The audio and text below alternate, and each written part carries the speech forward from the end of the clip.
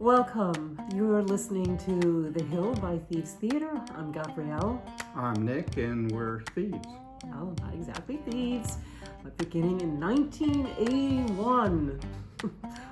In the Stone Age, we called ourselves Thieves Theater, but we didn't do just theater. We did what we called conceptual guerrilla or paratheatrical work.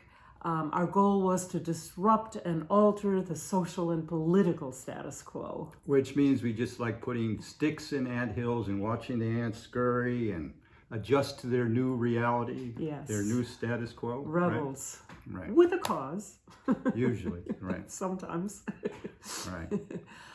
So today we're going to talk about Tito. We're getting through these people, the core group, a little more slowly than we thought we were going to. So hang in there with us. We will get back to the geomancer. We will get to everybody. But today we want to talk about Tito and hopefully get to Tony. But we have a lot on our minds. Right. Well, yeah, I mean, I want to go back to the last episode where we Yes. were talking about Larry and Elaine. And I sort of got pushed into something there where I said, Larry, yeah, he's scum.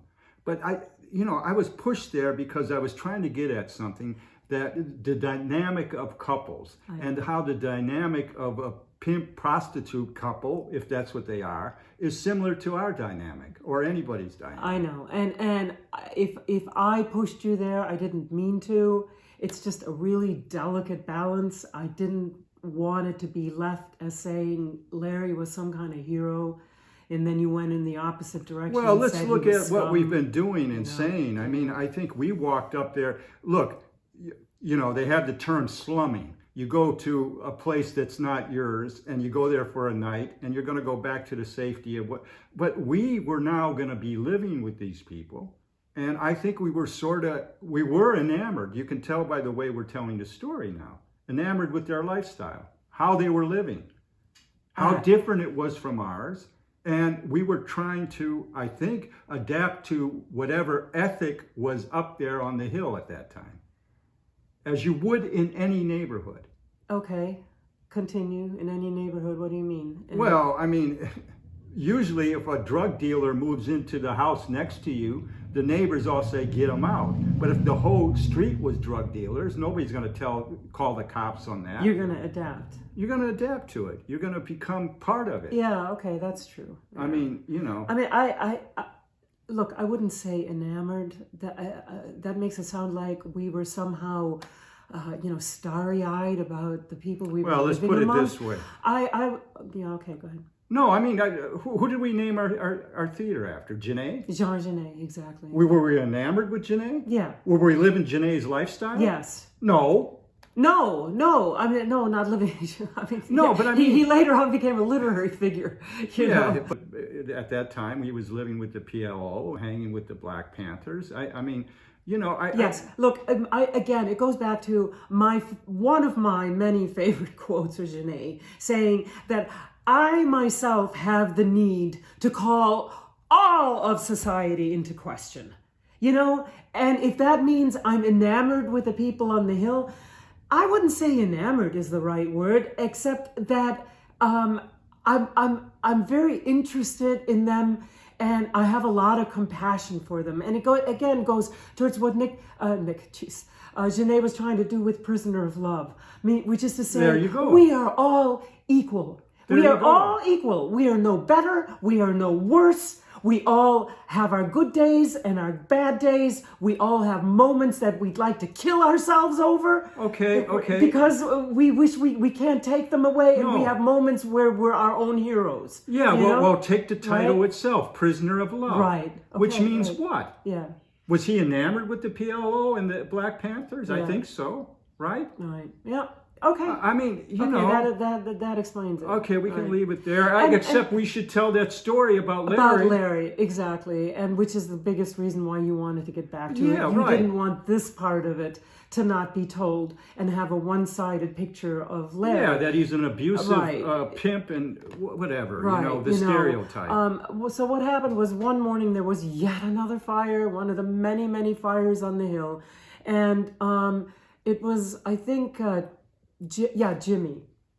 Jimmy is the one who saw it first. And he started yelling and yelling and coming out of his hut and waking all of us up. And in the end, it was Tito, Larry, Nick, and I who and Jimmy who put it out. But then before it was out, Larry was about to run in there and into the fire, and Tito held him back and said, "No, there's nobody in there, Larry. I promise, there's nobody in there." And it turned out that it was Red's hut, and Red had left. There was some kind of hand that was in Red's hut, a fake hand, and Larry thought it was Red still in there, and he was gonna run into the fire and rescue him, you know? Right. So, I mean, yeah, so, you know, people are complex. They got layers, like everybody, you know. I mean, it's not, well, anyway. To say Larry was scum, without saying that all the rest of them and us, if you really want to get down to it. Had the negative. The negative. I can see why you didn't want to leave it that way, for sure, you know. Right. But, you know, when we got up there, I mean, what I was thinking about was how our life changed so dramatically, of course, once we went up there and lived, to say the least. We used to go camping, for instance, right? And we used to go down, well, camping, we put it in quotes because we our friends put it in quotes. Are you going camping again this weekend? And we did go camping, but what we really did is we went to play poker in Atlantic City. Very early on, I started going to Las Vegas and playing poker at like 20. Let me just finish the story because it was funny. Because my parents went, you know, and my brother and I always say our parents taught us to be responsibly debauched. But so when I met Nick, I turned him on to poker. And so we've been playing casino poker forever, right? Right. And we used to go down when Atlantic City got poker, which took a long time, but when it finally got poker, we used to go down there and camp. And we did camp for the weekend in the Pine Barrens. Right. Which was a short drive to Atlantic City. Yeah. Right. And so then we played poker. So, yeah, our friends used to say, "Did you go camping this year?" You know, with the this weekend. Again. Right. But, and I think we did that routinely, right? Mm-hmm. This is where I'm trying to get at. Routinely camping. But at a certain point, all that becomes ritualized. Everything you're doing with that. Yeah. Well, what do you mean, yeah? You don't seem convinced. Becomes a ritual. When does routine become ritual? And that's when you add intention. Right. For instance, you know, we had a routine of going camping, but we had turned it into the ritual, especially a lot of things. We'd have a shot of brandy when we get back from playing poker that night. Around the campfire, build the campfire, have a shot of brandy. Right, and the fire would burn all night, and then in the morning you'd stir the ashes of the fire with some new kindling, and then you'd make your cowboy coffee. Yes. Right. And we brought a lot of that ritual into the teepee. Yes. Now, of course, there's a difference between pitching a tent and erecting a teepee in a shantytown. And commemoration of the Wounded Knee Massacre. Right. Yeah. And so... Intent. Right. And we're not there for the weekend. We're in there for, well, however long it's going to be. Yes, but we've done a hell of a lot of camping in our lives. Right. So... Including at Burning Man, all kinds of places, right? Well, yeah. Yes. But this is different, okay? Yeah.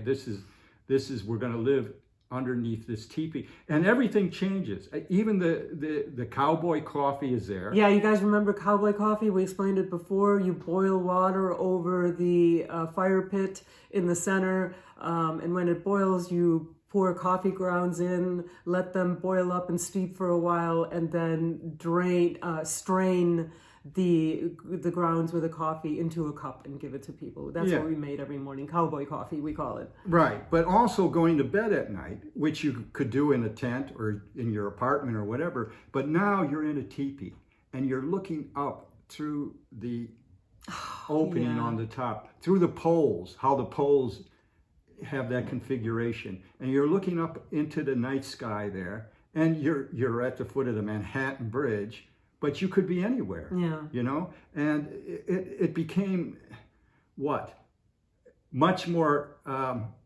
ritualized thing of going to sleep. Absolutely. For me, it did. Yes. I mean, I began thinking about the earth. I began thinking about the sky above me, and it became a meditation. Going to sleep at night became a meditation, a kind of prelude to whatever dream you're going to have that night. Absolutely. It was beautiful. You know, I mean, the thing that killed it from you could be anywhere was the traffic going over the potholes on the Manhattan Bridge. But late at night, like early in the morning, that wasn't that heavy. But it's the sound is the only thing. But the grandeur of looking up while lying inside a teepee through those poles is magnificent, you guys. And you know, the people on the hill, and we'll get to Tony, who appreciated the teepee most, they really felt that as well. Right. Especially once I put their portraits in there, they felt the sort of holiness, if you will, of the place, you know, of the surrounding. And that's what takes it. Yes, it was not camping. Right. It was a ritual. It was ritualized living. Right. And, you know, when you get back to the cowboy coffee, the items that we'd have, there was a routine to it because you had to go to work. You'd go to my day job. I'd go to your day job. Right. Speaking about pimping, right? Yeah. You'd go do my work. Yeah, well, let's talk about that too, do you know? Well, let's not. I mean, you'd leave at what, 8 o'clock in the morning to get to my day job. You work my day job till 5 o'clock. You'd change clothes at that job and go work for Wilbur at 6 o'clock. Yeah. And you'd work till 10. And so you'd work from 8 in the morning till 10 at night and take a car back to the teepee. If you've just tuned in, Nick worked at a photographic backdrop rental place that was headquartered in LA that rented photorealistic, back in that day, backdrops to the film and television industry. And it's in that warehouse where I built the teepee, where I painted my tarot deck and my portraits and all of that. And my day job, which was an evening job really, except when I filled in for secretaries, is I worked for what would later be Trump's Secretary of Commerce, Wilbur Ross. Back then, we were both working at Rothschild Inc. Right. So yes, I was not at the teepee that often, except I was there a lot though. When was I there? I know you were there weekends, but I mean, a lot of times I had to work the job, or I don't know, whatever. Right. I can't remember. You were there much more than me. Well, I was there all the time, practically. You know, Yeah, or we'd both be there also and have the pager system when the and you didn't work every night for Wilbur. You didn't work every night. Yeah, I guess. Yeah, it's just weird because you're right. I worked your job and my job. Right, and did all the business of us living up at the teepee, whatever it was, fielding, whatever. But you know, the thing I wanted to get at is that every morning I'd go across right to the corner to the store there, get 2 cups of coffee, right? But one coffee would be all milk. Right. Yeah. In other words, I'd fill one of the coffee cups with milk and the other one with coffee. Come back and we'd have our cowboy coffee, right? And put our milk in it. But the other coffee I'd save for Tito. And Tito would come every morning regardless. You know, I mean, he was there. It's like he woke up with us. And so it became ritualized that Tito would come in and have coffee with us in the morning. Yes, in a very strained way. Well, I don't know if it was strained. No, okay, go ahead and tell about Tito. Tito was just sad, you know? Well, I don't know if Tito was sad. Tito was Tito. I mean, he'd come in and he'd get his coffee, you know. And stand there like a little boy. Well, yeah, whatever. Looking down, looking like a little school kid, Nick. Maybe can I borrow some money? Yeah, some mornings he'd say that while you were there, and other mornings he wouldn't. You'd be gone, and Tito and I would have a second cup of coffee, a cowboy coffee, right? and we'd sit and talk. Yeah, okay, see, so that's the thing, my journal is part of it, my memory is another part of it, but then there's the stuff that happened when I wasn't there and Nick was there, when Nick wasn't there and I was there, like with Tony, who you didn't know all that well. No, I got to see that just looking at your journal, that you had stories from Tony that I never even heard. Yeah. And that's because he sat with you. It's like anything else in life, you have affinity towards people, some more than others, that you feel like you can talk to more readily than others. Yeah, I guess it was that for Tito. I mean, Tito was probably the oldest heroin addict up there. He's probably around 60, I would say, maybe 55. They all. It's hard to say. They all look so haggard, right? Yeah, because of their lifestyle. But Tito was probably at least 60, and he told me some of his life. I mean, we'd sit and we'd talk, and he told me that he had been a bartender most of his life, and a bartender waiter at high-end places. But the last place he worked at was Sammy's, that steakhouse that was right down on Christie Street. On Christie Street. It's still there. Still exists. Sammy's. I'm not sure if it does. I looked it up recently. Really? No, I think they COVID closed them, and then they're opening it up in a new place. Different location. Supposedly the same Sammy's. But still, yeah. Right. So Sammy's was a steakhouse. Somewhat famous steakhouse. What was it, Romanian? Yeah, I think so, Romanian. Yeah. And he worked there, but he was so proud because we were talking about it, and he had invented, and I remember we went there once, and they did have it. They have absolute vodka in that clear glass, that absolute bottle thing, and they serve it with a cloth, and it's an ice cube around it. There's a solid ice cube around the bottle, the whole length of the bottle. All right. And Tito said he invented that, and that not only did he invent it, but he got to serve it all the time when he was there because he invented it. So he would get any kind of absolute that he added to the bill. The waiters would have to split it with Tito, that extra amount of, tip that came from, I don't know how it was figured, but he would, they'd have to split it with him on that, right? But, the other thing, so Tito was proud of that, but he was also proud of his new life, which was theft. And he showed me the thing he invented for stealing. Yes. Right.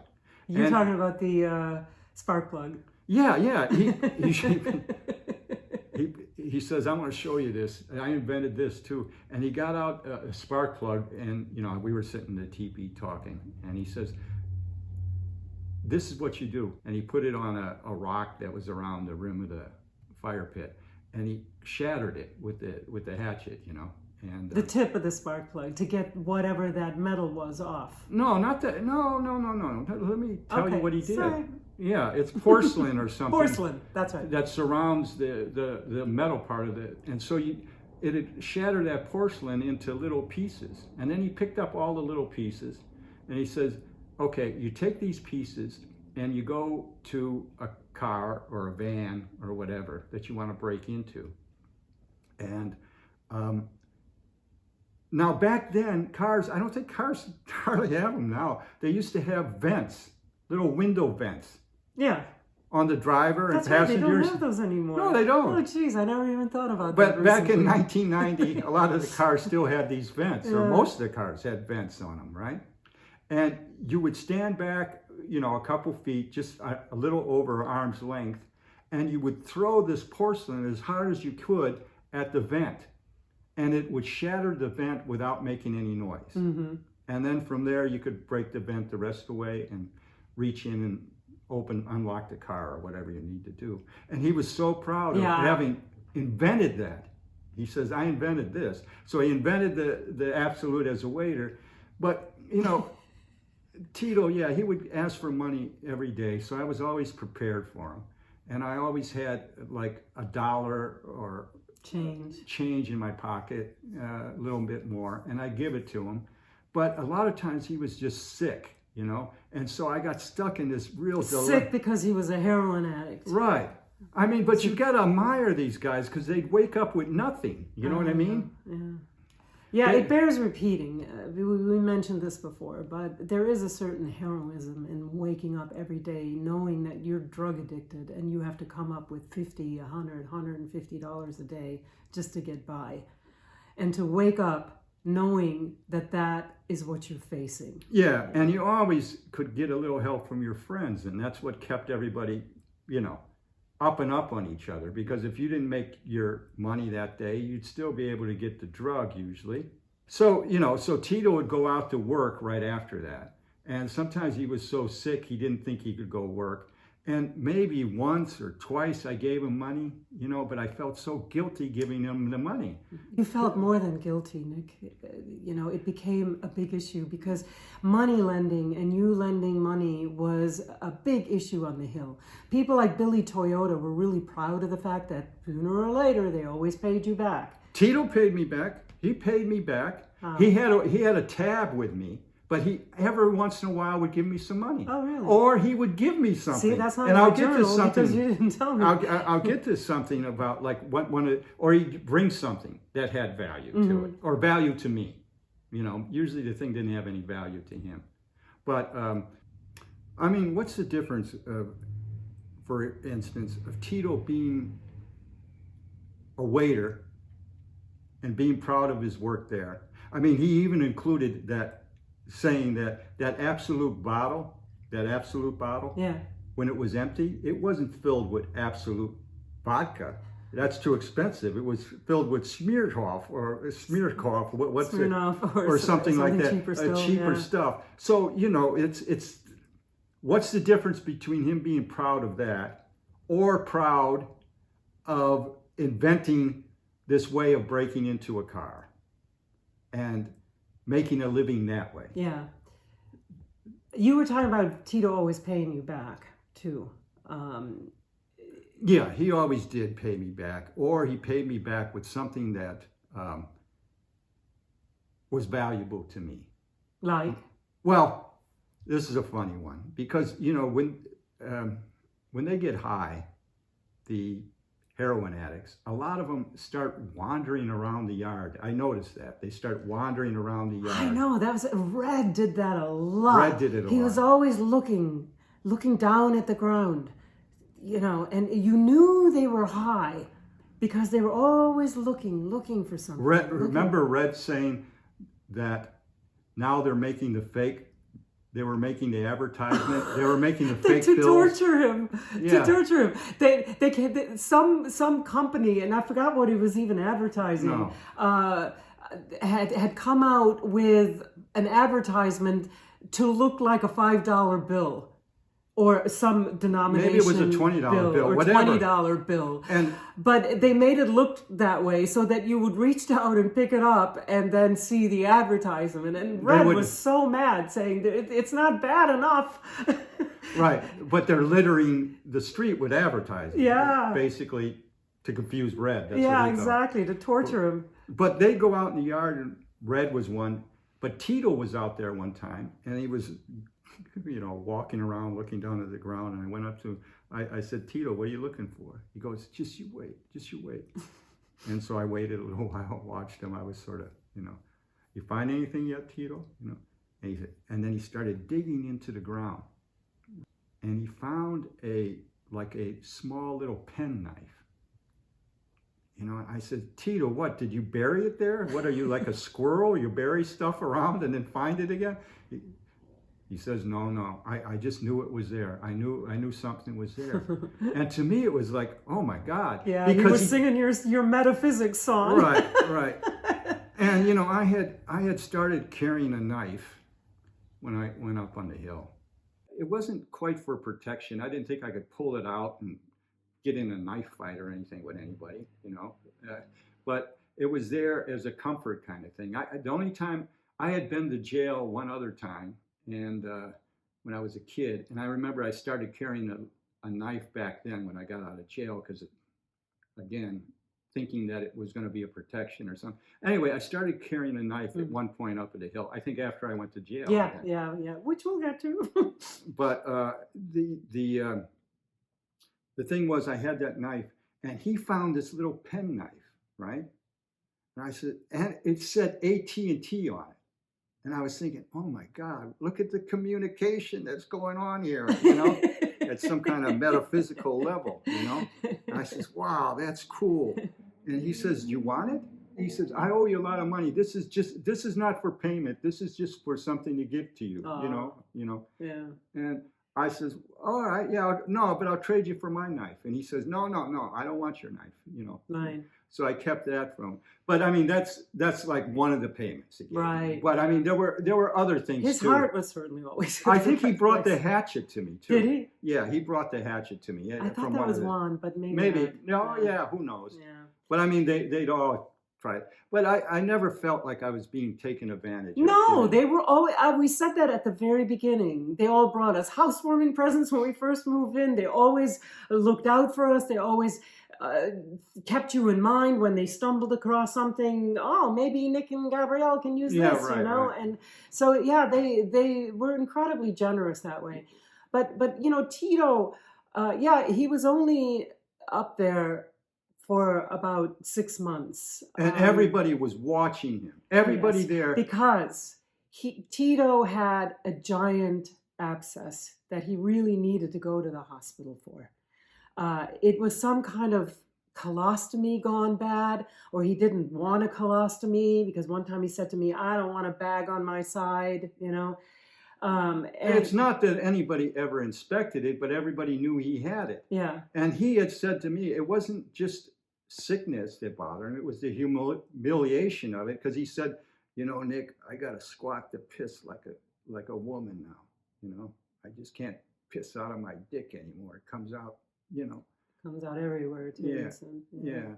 So, he was bad. He let everybody know, and everybody's saying, Tito, you got to go to the hospital. You got to go to the hospital. Yeah, except some of the guys, meaning guys like Tony, who we'll get to, Billy Toyota, all these guys who had very little empathy or sympathy, who said, if you're going to live the life, you got to live the life. He's a grown man, because I would hound them to hound Tito, like I was hounding Tito. I offered Tito my doctor, saying, come and see him. You need to get this looked at. Yeah, sure. Then one day, finally, Tito did ask me for Leighton's number. And I told Leighton to expect his call, but of course he didn't call. Leighton, my doctor, was perfectly willing to help him and saying he is, in fact, going to die if he doesn't get it looked at. And one time he went to jail, and I said, oh, good. Now maybe they'll look at his abscess. And next thing you know, he's out of jail, and nothing ever happened. Then one time he asked you to drive him to Bellevue. And I did. Yes, because he had an abscess on his arm where it was traveling up his arm there was towards his streak. heart, a red streak going. So that finally, freaked him out enough where he took, but he didn't come out. Nobody knew where he, what name he signed himself in under. And the next thing you know, though, Tito's back out, and he didn't show them. They treated his arm and stopped him from having a heart attack from blood poisoning or whatever was going on there. But he didn't show them, his other But absence. eventually he went to the hospital.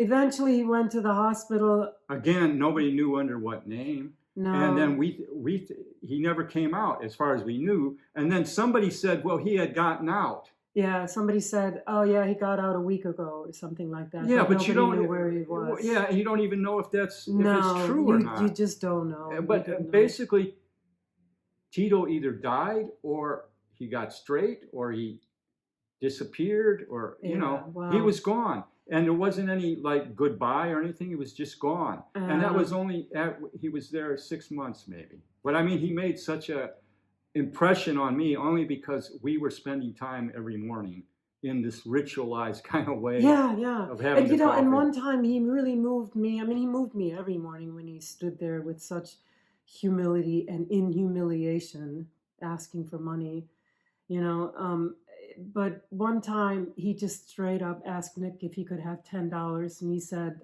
I'm in a really bad way. And the honesty of that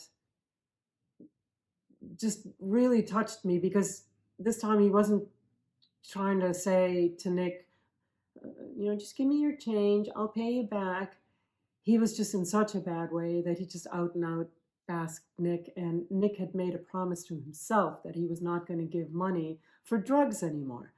And he did give Tito money, but it killed you. Well, you don't know what it did to me. I mean, yeah. I mean, whatever. Yeah. Yeah, okay, whatever. I didn't give money for drugs, Yeah. Even though, where is their money going? If they borrow $5, they're telling a lie to me. Of course. So whatever. Of course.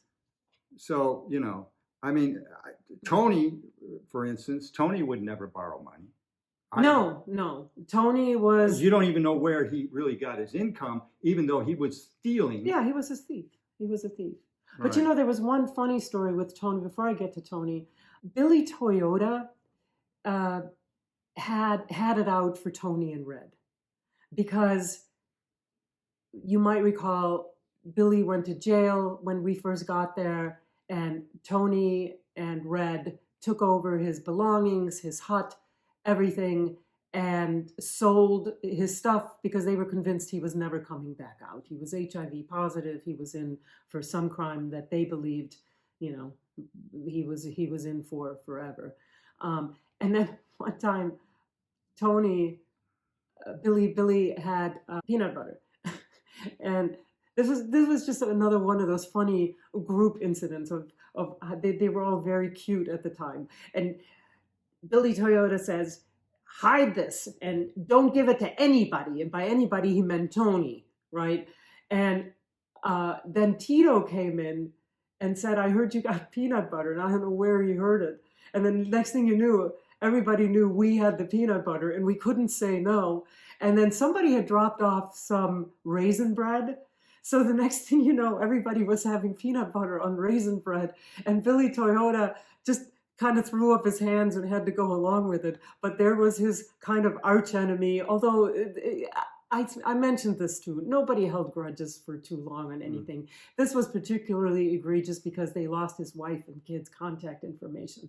And that's why Billy Toyota was so mad at Tony, But next thing you know, they're all sitting around having peanut butter and raisin bread sandwiches inside the teepee. It was really cute. All right, so Tony. Tony, I refer to him in the journal as the North Woodsman, because there were a couple Tonys up there. One was not very prominent, but later on there was Tony Panama. And I had to distinguish when talking about Tony Panama and Tony, the other guy. So I called him the North Woodsman Tony, and that's because when we met him, when we first moved in, he was wearing this big fur hat, Russian-looking fur hat, and it turned out that belonged to Billy Toyota too, which he promptly yanked off his head when he came out of jail and said, "That's mine," right? But also because Tony loved the teepee. He just would spend a lot of time inside the teepee right from the very start. And one day he took, we also mentioned that there was a lot of wood up there always from skids that Sammy and other people took away from the businesses for money. And Tony was chopping and sawing away at the wood to make firewood for the center of the teepee. Because he loved sitting in there and talking and philosophizing. He informed himself on the Wounded Knee Massacre. And so he was talking about that. My brother had given us a book about Native Americans, and he was reading in that. And from there he found out, Black Elk talking, for instance, about the power of the circle and how Native Americans do everything in a circle. And that really spoke to him. They did everything in fours. And so he loved to read, he read National Geographic, and he said he remembered reading that when they sent a time capsule up to the moon, that Native Americans put a note in there essentially saying, don't trust these people, they will take you for everything you have. That was their message to the time capsule, which is probably true, but obviously I can't verify that. It's just something that Tony remembered. Well, you spent a lot of time with a lot of people, but Tony, I think a lot more, but it was also tied into you doing portraits of them in a way, right? And Tony early on wanted me to do his portrait, and it was so funny because I took a Polaroid of all of the people, and I did eventually take a Polaroid of him as well to do his portrait from. But one funny moment that we shared is he was going to give me 2 pictures to do the portrait out of. He really wanted his portrait done. And one was a more recent one, and one was like 6 months earlier when he had just gotten out of jail. And they were so wildly different. We were both just hysterical laughing about it. I didn't make a note in the journal exactly why, except that we were both laughing so hard. So there must have been something really funny about the portraits. The difference, maybe. Yeah. But Tony, well, first of all, I just want to say he was also Puerto Rican, like Tito, like Juan, except Tito and Tony, they had no accents, whereas Juan had a very heavy accent, just Hispanic accent. But he had a lot of memories, which is part of the reason why Tony also liked the tipi so much. He had a lot of memories growing up barbecuing like Sammy did, also didn't have an accent, Puerto Rican with no accent, right? And so I think a lot of nostalgia got stirred up in many people with this tipi. And so Tony also loved philosophizing.